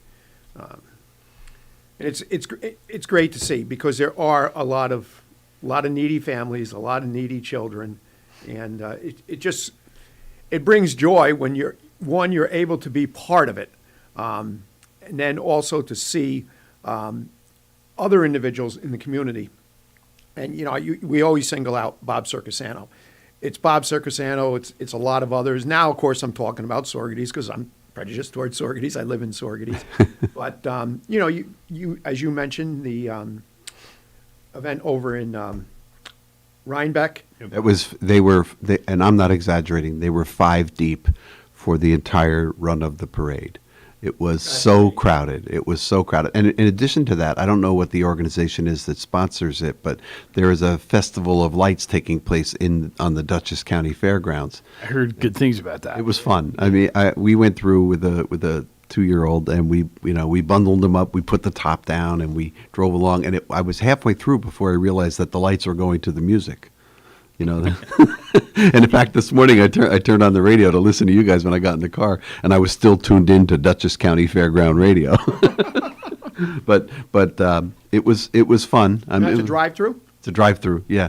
So it was warm enough that night that we could just bundle him up with blankets and a hoodie, and he complained about being too confined until we put the top down. Then he was like, "Yeah, this is cool." That's a good idea. Yeah. And then from there we went to Sinterklaas, and boy, oh boy, it was just so crowded. I had him on my shoulders for a while, but I'm too old for that, And it was funny. He was not gripping while I was holding him, but anytime I tried to lift him off, he would give me a chokehold with his thighs, feeling like you put yourself in a noose. Yeah. So it was amazing. And then on Friday, the Snowflake Festival, I was walking against the crowd at the Snowflake Festival. I happened to have been at Stella's, and I looked out the window, and there were fire jugglers on the street. And they were just teeming with people. I drove, because I was late, to Uptown Kingston from my house, and I'm sort of embarrassed to announce that because it's only 3 blocks away. But I drove because I said, I got to get there. Somebody's waiting for me. And I could not find a parking space. I drove back home and parked my car, and then I walked up anyway. And what was really interesting is when I was driving past this building, there were people who were just like me. They were circling, looking for parking. This was to get to Uptown Kingston. They were parking way over here. And I saw a very distinctive SUV. And he had been making the loops. And when I walked back from my house, he finally found a parking space. But it was a wonderful feeling. The merchants really did it up right, and and like you said, Sorgaties was the same way.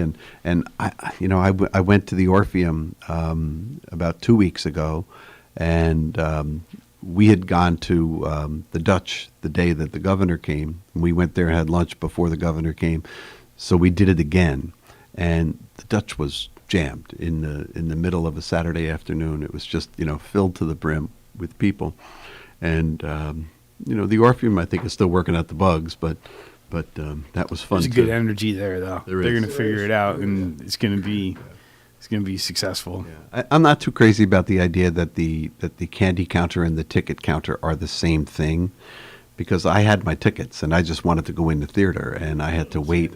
I had to wait for people ordering popcorn with extra butter, and no, is that vegan butter? Or wait a second, hold on. And it was, okay, folks. Oh, I didn't even realize that. Well, it's probably not the case all the time. Maybe it's just during certain. They'll get through that too. Yeah, they'll get through it. They'll figure it out. There's so many opportunities for apps so you can get your tickets in advance nowadays that it would eliminate that need. There is a kind of one of the things that the Thornton family maintained when they were managing that property is they had Peter in the booth out front. The booth. Yeah, well, that was the same as Uncle Tony at the Rosendale Theater. He was in the booth. It was like, okay, I'm at the Rosendale now. Pretty neat. Pretty neat. And there's a little bit of nostalgia, but that's separated architecturally where you bought your tickets and where you bought your snacks. Yeah. But so when we helped get the grants for the not-for-profit, the collective, to take over the Rosendale Theater, I said I want to impose 2 conditions. I said you have to keep Uncle Tony, and you have to keep the 50-cent candy machine. They didn't keep their word on either one. Well, everything has its time. That's right. I agree. I think they did it as long as they could. I think the candy machine is actually there, but it's just a museum piece right now. So. They're Greg, that's someone else we have to have on, the folks from the Orpheum. Would be a great guest, and I think I had a brief conversation after their grand opening. We went down to Newberry's, but you're right. Yeah, they have a I think, the right vision going forward. It's been an engine in Rhinebeck for years. Upstate Films, they revived and helped the Tinker Street Cinema survive for another decade after it was probably not going to be around. And I see the same energy happening in Saugerties with the Orpheum right now. I think it's different than when it's a commercial theater. It's a commercial theater. There's still kind of a disconnect from the community. But when it's a not-for-profit and it's a, volunteers are very much involved and a small clique of people that are running it, who are also active in the community, are involved. It really feels like part of it. And you don't just go to the movies. It's closed now, but we used to go to Liberty Cafe and Upstate Films. Now, now I say we went to the Dutch and the Orpheum, and it's kind of like you don't do one thing, you do a bunch. So right, very important. We're at the bottom of the hour. Time for a break, and we'll be back in a few. You're listening to Kingston Community Radio on WGHQ Kingston. On your radio at 920 AM and 92.5 FM, and also online at mykcr.org. We are Lions. We bring hope where it's needed. We are a global force for good. Support causes that matter. Change lives. Change communities. Change the world. We can do more together than we can alone. Join in. Experience the joy of serving. Be part of the movement. Give back. Let's unite the world for good. We are Lions. You can be too.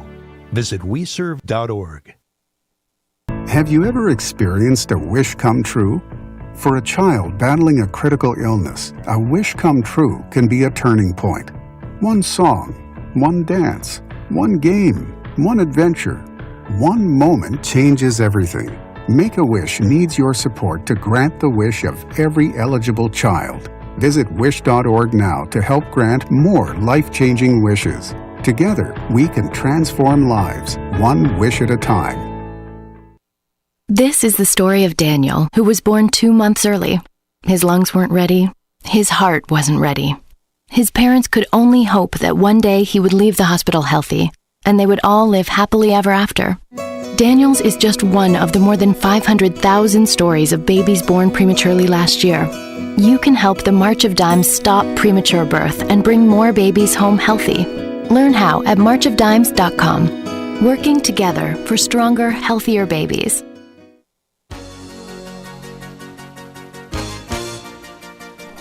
Hi, my name is Jackie Lovezzo. I'm from Lake Katrine, and I support the Kingston Community Radio because it is an invaluable resource to the community and its residents. A powerful community bank is one that has leaders that are involved in their community. At Rondout Savings Bank, they invest in the success of our community by working side by side with local people and local businesses. When you choose to bank Rondout, you are part of a bank that is dedicated to the future of your success and the success of your community. Rondout Savings welcomes you to open an account today and discover what it means to be part of a powerful community bank, one that knows you by name. Rondout Savings Bank, always working for you and our community, with branches in Kingston, West Hurley, and Hyde Park, also online at rondoutbank.com. Equal housing lender, member FDIC. Thank you, Lawrence, and welcome back, viewers and listeners who have been with us this morning. Those just joining us for the last half hour, welcome. State Assemblyman Kevin Cahill is in the studio here, along with Fred Costello, Supervisor, Town of Saugerties. Good morning. And we'd love to hear from you. 331-9255 is that call-in number. I was so grateful to hear other people announce Omicron, because I was reading it for a week, and I was like, is it Omicron? Is it? I wasn't sure how you say it, but when I heard other people say it, it was Omicron. Yeah. So it's an interesting variant that I think when we first heard about it, there was this sense that we had early on from COVID that somehow or another we could prevent it from ever entering the state, but that was disabused very quickly. But it's still dangerous, as you were talking in the first hour, to people who are not inoculated, who don't have a vaccination. Still dangerous to people with other underlying health conditions. I hope that people are still careful around the holidays. Absolutely. We were when we gathered in Albany Monday and Tuesday of this week, and we were fully masked and fully socially distanced and exercising precautions. So, we've got a caller. Good morning, caller. You're on the air with Kingston Community Radio. Well, good morning. You know, Kevin, when you pass bills, especially critical ones like we discussed the last time you were on, those bills should include that every time you do, after a year, you're going to have to examine it, and they should be written in the bill that we will re-examine it to see if it has been harmful or if it has been useful. Paul, that's not actually the way the legal system works in New York State or in make that part of the bill. Most of America. The other thing I want to mention to you. Well, is that before we get to that, Paul, let me try to address the first point, because I love our dialogues and I think they're important, but I want to address the first point. That's not the way it works. The way it works is that the legislature passes law, the governor signs or vetoes the law, and then it becomes the law, and then it's up to the courts to interpret the law. And I think what we've seen here is confusion over the court's interpretation of the law, not anything to do with the execution or the carrying out of the law. What I thought about today, based upon our previous conversation and some circumstances that have occurred in our community, is maybe what we need to do, based upon what we've seen in the news around the state, is to mandate that our court system fully educate the judges and the lawyers who are involved in those court systems as to what the law actually says, because there still seems to be some confusion and disagreement about that. But generally speaking, once a law is passed, it's up to society to deal with it.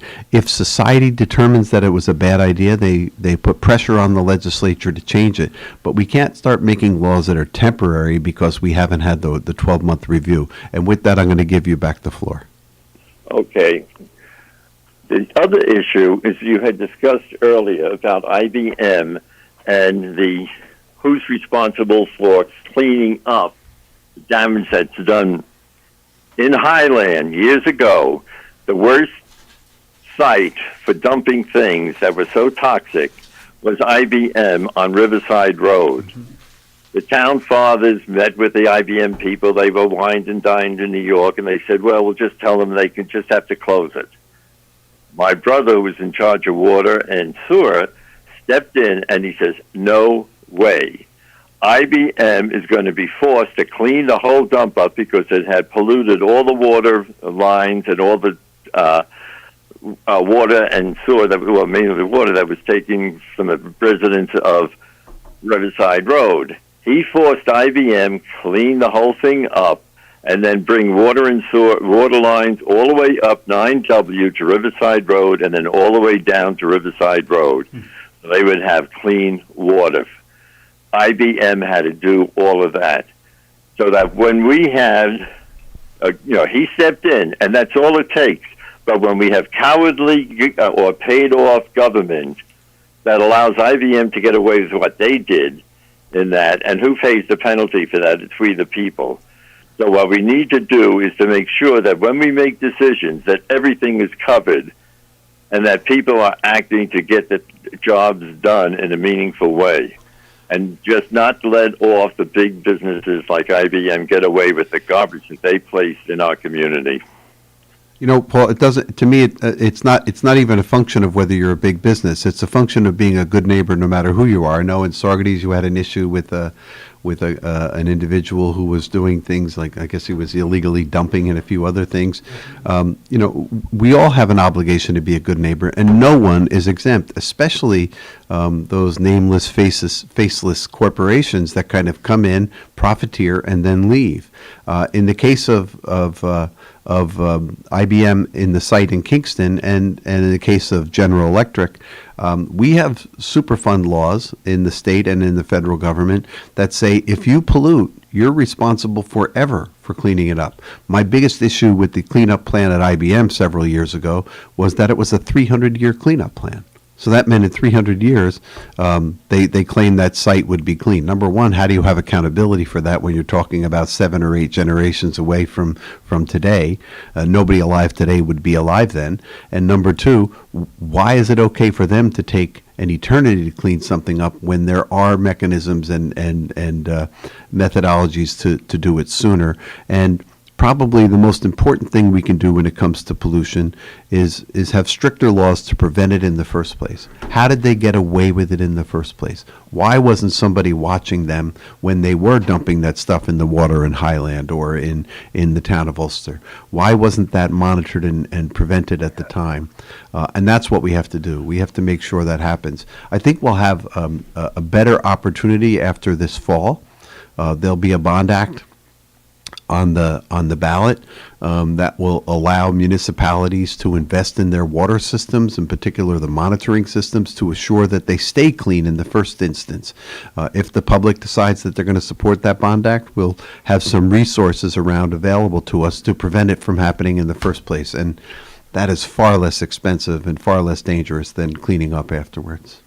But then also hold those that are responsible for polluting to go and have to pay for the cleanups. And that too often is just let go, and the public has to pay the price. And the same thing that we're going to be paying for the clean water, which everyone's in favor of. And for good environmental laws, very much important.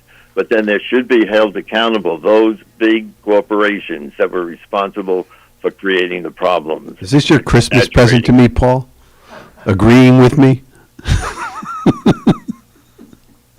Mm-hmm. Isn't it nice? It is. It feels good. It's like a different kind of suit. It's like I went to a tailor and got a jacket instead of just buying it off the rack. Well, that's all right. You know, as long as you have your sweater on, you're keeping warm. Yes, I am. Warm by getting the things done that we feel the public needs. Well, you have a great day. You too, and happy holidays to you in case I don't talk to you between now and Christmas. Thanks for your call. Have an awesome day. That was refreshing. Wow. I'm my day is unsettled. made. I'm unsettled myself. You guys never get along. No, we always get along, but we always get along by taking the opposite point of view on subjects. And today I think we're in 100% agreement on everything Paul was talking about with corporate responsibility for the pollution that they bring, and it's been a subject that I've given far too much attention to. I wish I didn't have to give it as much, but it's been such a pervasive problem that we've had to deal with it. The responsibility that we owe to each other is far greater than the responsibility any corporation owes to its shareholders or its investors.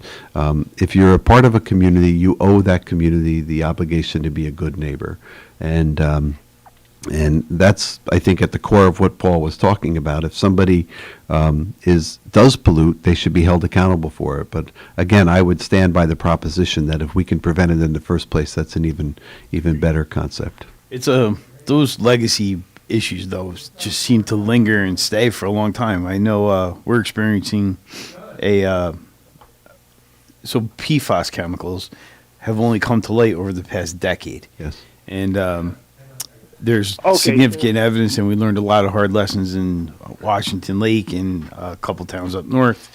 So the state has been proactive, and they have gone out and they've inventoried landfills, especially landfills that may have residual evidence of those types of chemicals. And sure enough, the Surtees landfill is one of the ones that tested hot. And now we have residents who have been having their water regularly monitored for many decades and found out recently that these brand new emergent toxins are actually in the water. And they weren't detectable before now because they weren't looking for them. Correct, yeah. So we've got a caller. Good morning, caller. You're on the air with Kingston Community Radio. Good morning, gentlemen. How's everybody doing up there today? Good, George. Good morning. Hey, Kevin, I got a question for you. Why does it take so long for the poll workers who work the polls, like the 10 days early voting and on Election Day, which was November 2nd, to get paid? Like, they're now talking there, the poll workers is maybe you'll get their checks by around December the 17th. Paul, I would recommend, George, I would recommend that you raise that question when you have a county legislator on, or occasionally, I guess, John Quigley and Ashley Dittis show up here at the microphones, and they may be better equipped to answer it. I can't answer why Ulster County pays the way they do, because I don't work for Ulster County government anymore. Because it'll be three county pay cycles since Election Day and stuff, and they've been in a hurt for poll workers the past couple of years, and maybe if they would treat them like regular citizens instead of second or third class citizens when it comes to getting them paid would be a lot better because, hey, some of those people count on that money to get their Christmas shopping and stuff Absolutely. done, too. Let me backtrack a little bit here. If you want to call the office today after 9 o'clock, and this goes for any listener who has an issue, and it doesn't matter whether it's state or not, our number is 338-9610. I'll repeat that number in a minute. We will have somebody reach out and find out what exactly is the reason and what can be done to accelerate those payments, because right now we have a hard time recruiting people to work on elections. Oh, yes, definitely. And if word gets out that you don't get paid till after Christmas, which, by the way, I'd rather, because that's when all my bills come due. Yeah, but some people could use the cash to do the Christmas shopping ahead of time. But no, hey, that's what I like about you, Kevin. If there's a problem, you'll put people on a job to get it done and stuff. And I really wish you a lot of luck in may be an upcoming primary for you and everything. Because hey, we know you and stuff, and we definitely don't want the other ones to get in because they'll take this date so far left that it won't matter. But Kevin, thank you for the job you do, and you, your family, and everybody else have a very Merry Christmas and a very safe and happy New Year. Thank you, and you too, George. And again, the number for our office for anybody who has an issue, and I suspect they'll be hearing from George in about 15 or 20 minutes, is 338-9610. They'll take your call, they'll take some notes, and hopefully they'll get on it and have you an answer as quickly as they can. So we have been trying to wrap up as many unemployment cases as possible. They are still, there's a few that are very persistent, don't want to go away. But we've been at this for now getting on 2 years. 2 years, yeah. And, we've resolved a lot of them. Our office has done a terrific job in resolving almost all of the ones that came through the door. But there still remains a couple. We have one or two where the people are waiting for their payment that they didn't get. We have some other complicating issues there. And now we're involved in some of the housing aid programs as well. And we had a staffer attend a meeting last week on one of the newer programs. So don't hesitate to call us, especially this time of year when you get frustrated and you hit the wall and you say, gee, I don't know who to call, what to do. Pass that frustration on to us. We'll help work through it. That's what we do. So those are challenging. And you do spend a significant amount of time on the phone. Yes. Thank God the volume has significantly gone down. What I said to my staff and what I say to them pretty regularly is anytime we encounter a problem that is persistent or pervasive and we solve it, we've developed a path for the future. And it's actually to our benefit. So if somebody calls us up and they say, hey, we're having problems with this and we're able to fix it, then maybe we can fix it for the next person, or maybe we will have fixed the system so that the problem doesn't occur to somebody else. And that's really important. We did that in the pandemic early on. We did a whole series of frequently asked questions. And the idea behind releasing these frequently asked questions was oftentimes, if you don't have an answer to that question, that's when you get into the maelstrom of not being able to solve your problem. So we publish these FAQs with the answers. Here's the question, here's the answer, and oftentimes that's when we I have to go. Oftentimes that's when people were able to solve their own problem. I just realized I have to go because I have to register. Lawrence, if that's Jen, keep her on the line because Assemblyman Cahill has to leave. Forgot all about that. So, gentlemen, I probably will see you between now and the holidays, but in case I don't, I wish everybody Merry Christmas and a Happy New Year. And Lawrence, what's a Christmas fund up to? Well, I've been stuffing envelopes, but the checks are starting to roll in. We're starting to get a lot of them in from the pledges. I just got another $250 from the, believe it or not, Kingston Police Bevelin Association. The Kingston PBA sent $250 yesterday. So I would say we're somewhere around 73,000, but I haven't counted it all up yet, but we're doing real good. But right now, me and my mom are making sure all the gift cards get out by Friday. Right now, we're in a mad dash to stuff envelopes. But we have 11 minutes left. Jen, are you on the phone with us? I am on the phone. Hello, good morning. Hi, Jen. Welcome, Hi. Jen. How are you? It's Fred. Hi, Fred. How are you? Very good. Nice to hear from you. So I just welcoming the day, and I'm sorry I'm late, but That's all right. No sweat. There. No sweat. Yeah. Okay. We're happy to have you.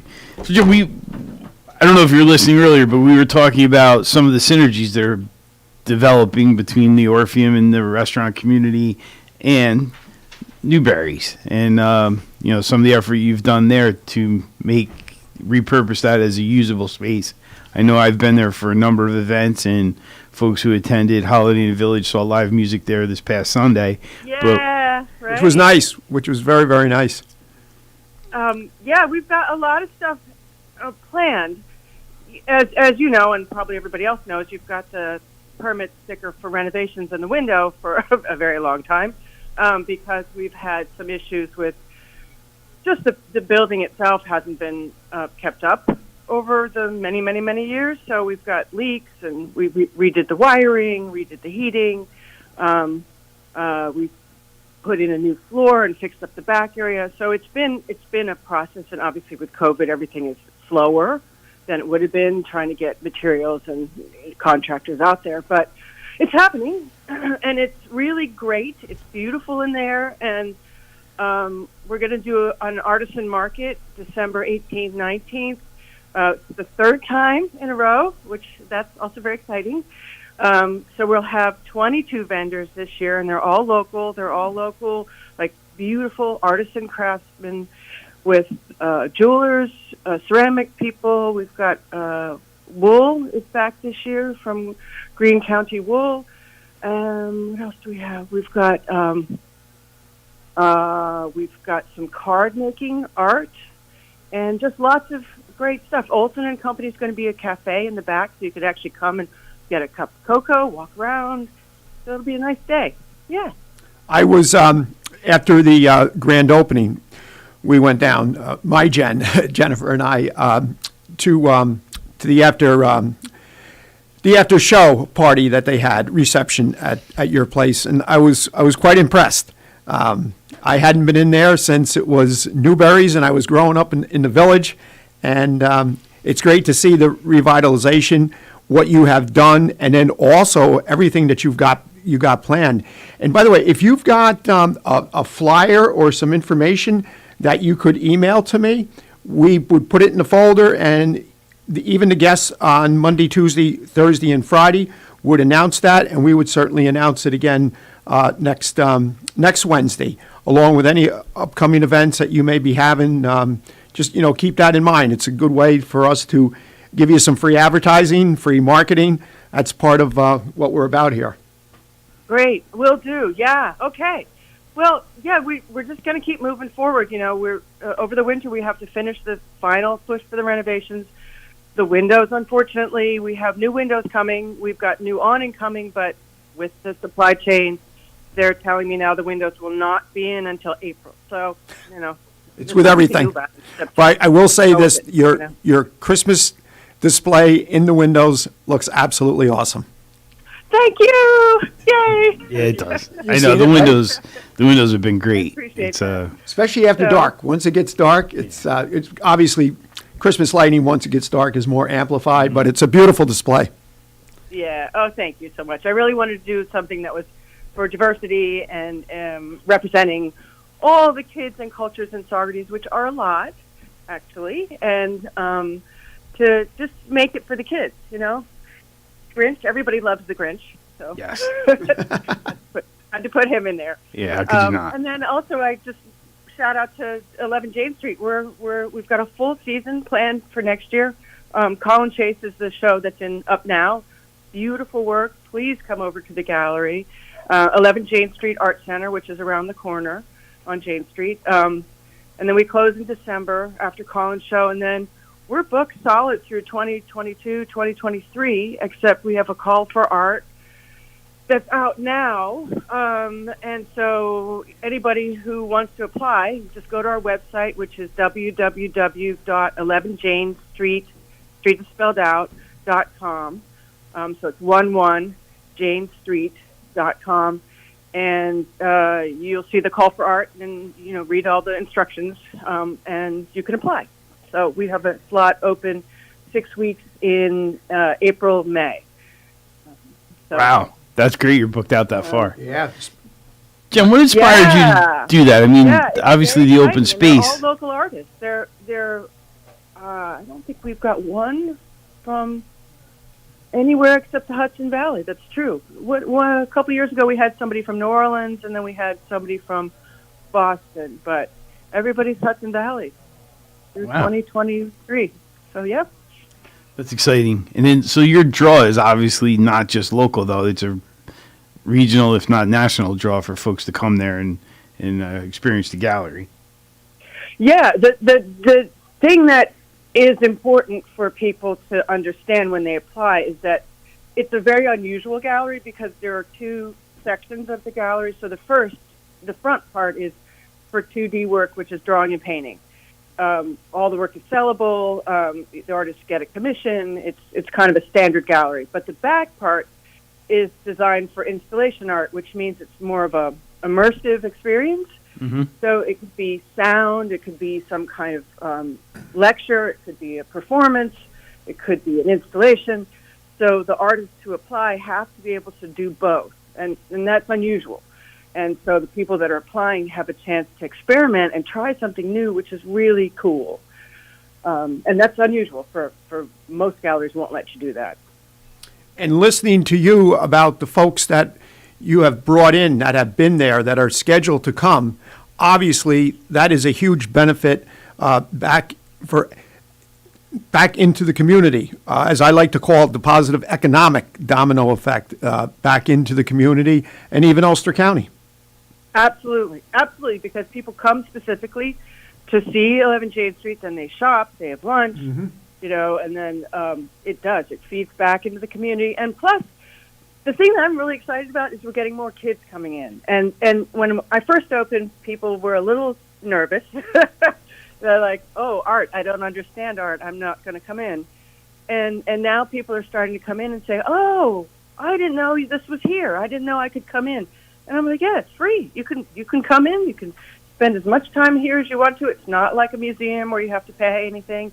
You can just come and hang out and talk to the artist and learn something, and it's fun. That's great to hear. That is great to hear, especially with the kids. Mm-hmm. Yep.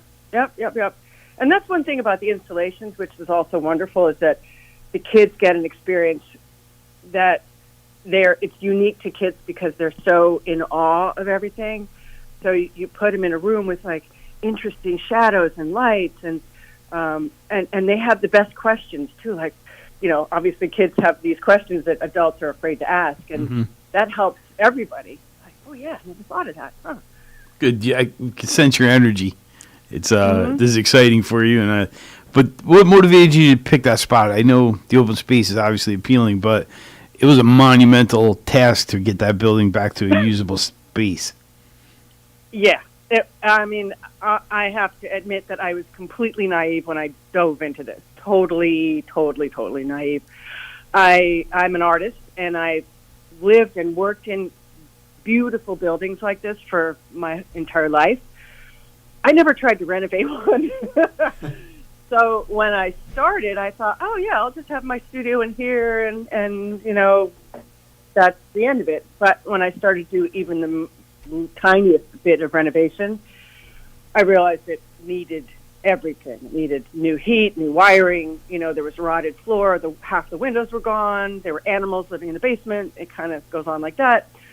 I contacted Scott Dutton, who I know as a reputation of a phenomenal architect, because I knew I couldn't do this without having a great architect behind me.